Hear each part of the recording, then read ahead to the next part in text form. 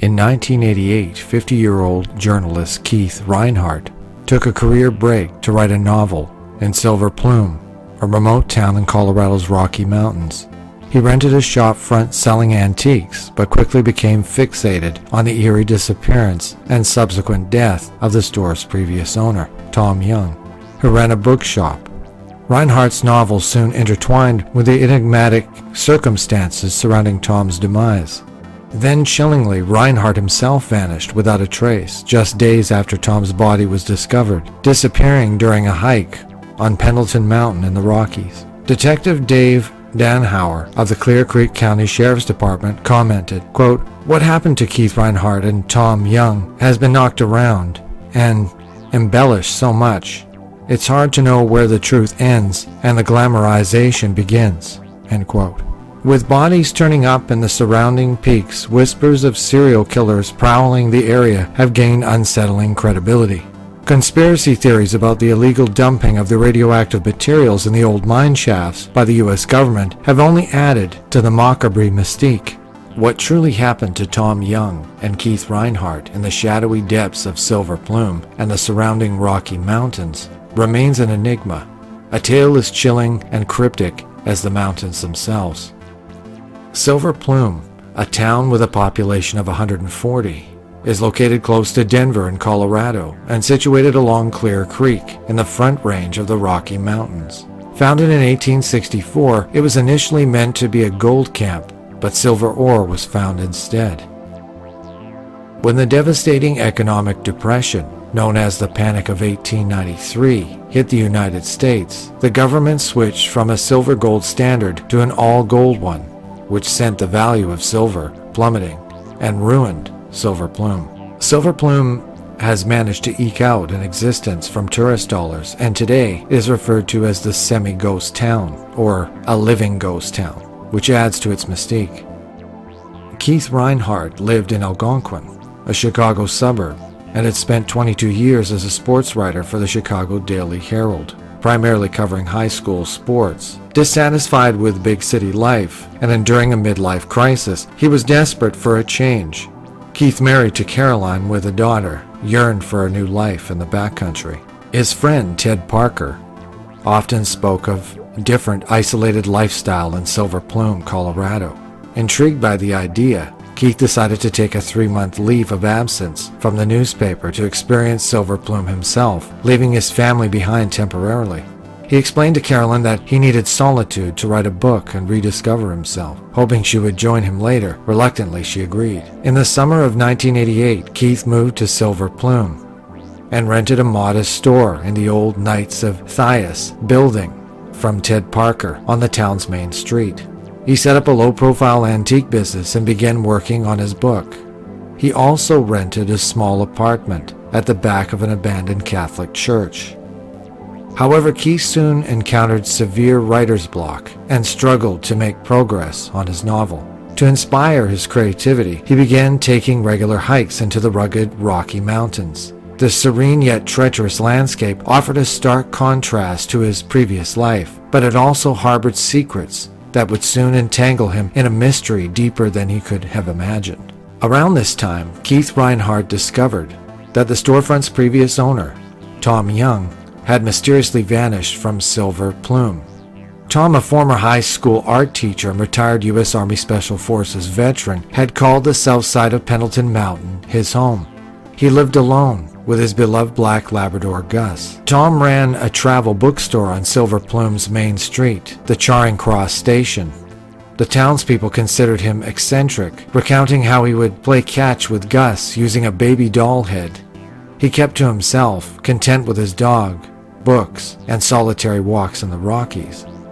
The residents respected his privacy. Tom and Gus were last seen on September 7, 1987, walking off into the Rocky Mountains. Tom had reportedly told some friends he was planning a European vacation, but his family knew nothing about this trip. When the police checked the usual boarding kennels where Gus was kept during such trips, he wasn't there. Tom and Gus were inseparable, and there was no record of a plane ticket for the supposed vacation. Keith became intrigued by the disappearance. He questioned Parker and other locals about the case and abandoned his own original novel idea. He began writing detailed notes based on conversations with the townsfolk and started drafting a fictional novel on his computer, with the Tom Young as its basis.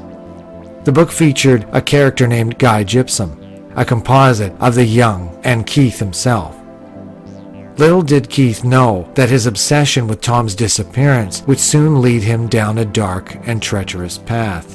On July 31, 1988, some local hunters found a skeleton lying near a tree out in the wilderness, about an hour's hike from Silver Plume, with a bullet hole in the skull. Investigators identified the remains as being Tom Young.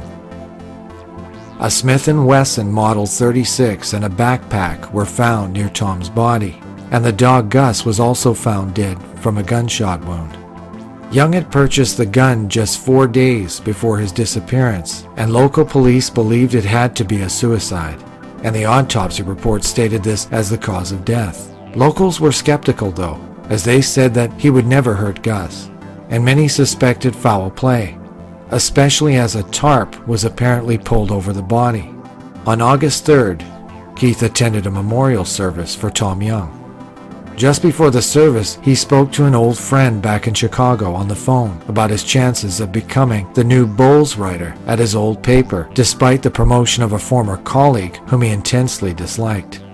It seems Keith was considering returning to his old job. A few days later, on August 7, 1988, Keith Reinhard closed up his shop and told friends in Silver Plume that he was going hiking up nearby Pembleton Mountain, a 12,500-foot peak, despite his known fear of heights. The night before, Keith had attended a party at the KP building in Silver Plume hosted by a Denver radio station. He was seen conversing with an unidentified woman and told other partygoers he was convinced that Tom Young's death was no suicide. Keith was last seen leaving town around 4 to 5 p.m. What made this strange was that the round trip to the mountain was around 6 hours. A mountain he had previously attempted to climb, but had been thwarted by its steep and rugged terrain. He had no proper hiking gear with him, wore only tennis shoes, and lacked appropriate clothing for the cold temperatures on the mountain. It seemed foolhardy if he was indeed heading for Pembleton. Ted Parker initially thought Keith was just joking when he mentioned his plans at the cafe, stating he would be back by 10 p.m. that evening. Ted later recalled, quote, "He was in the cafe and told me he was going to make it to the top of the mountain. If I don't come back, call on the rescue," he said. That in jest, I felt I have this picture of him pointing to the mountain and saying goodbye. That was the last time I saw him, end quote. When Keith failed to return as planned late on August 7th, the next day, August 8th, Ted reported him missing. Colorado's Alpine Rescue Team launched a large search and rescue mission on a near Pembleton Mountain. Sherman Mountain and Republican Mountain were also searched. The operation involved ground search and rescue teams, planes, helicopters, and sniffer dogs. The search went on for a week, but nothing was found. At the time, the search was the largest search and rescue mission in Colorado's history. The head of the rescue team, Charlie Szymanski, said at the time, quote, "The Reinhard search was like looking for the proverbial needle in a haystack. This haystack is 3,000 vertical feet on a 60-degree slope. This was about as difficult a search terrain as we could cover. We were at a real disadvantage because Keith went into the mountains wearing no more than blue jeans, a flannel shirt, and tennis shoes. He had no backpack. He had no equipment. A typical subject of a search will leave lots of clues for us to trace. Keith didn't leave many clues. He didn't have many with him to leave behind," end quote.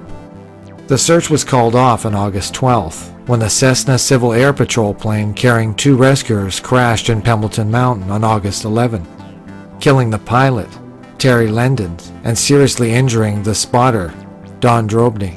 The only clue left behind was a piece of Keith's book that he had begun to write, found by friends on his computer, concerning the main character, Guy Gypsum.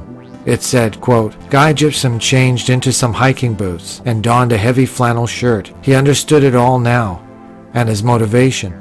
Guy closed the door, then walked off towards the lush, shadowless Colorado forests above," end quote. In the years since Keith Reinhardt's mysterious disappearance, many theories have been proposed about what happened to him. One theory is that Keith had gone off to the mountain with suicide in his mind, like Tom Young.